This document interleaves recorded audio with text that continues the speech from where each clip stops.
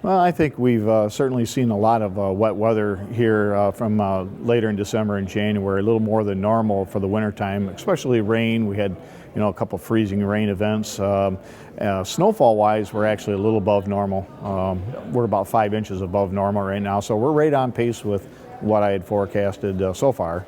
Well, we had a good snow cover. We built up about 8 to 10 inches across many of our areas.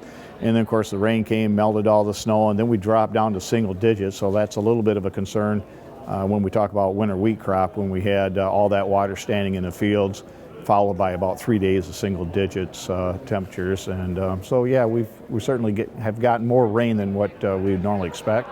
Well, I think what we're looking at as we move into March and April, it looks like it's going to be a pretty cold and wet pattern will continue. I think the harshest part of the winter actually is coming with February and March looking potentially very cold and stormy compared to what we just went through in December, which was about 5 degrees above normal.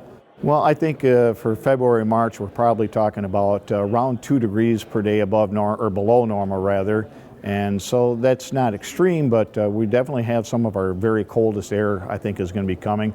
We've had a big stratospheric warming event, and I think that's going to dislodge the polar vortex, which is certainly something you hear about now and then in the wintertime.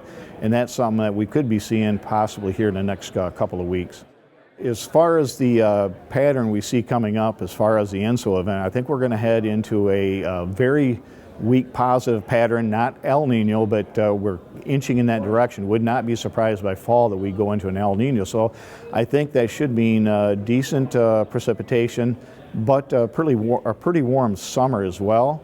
I think as far as planning goes, I think we should, unless something unusual happens, I think we should see near normal planting dates around May 5th, something like that. We should begin to warm and dry out a little bit.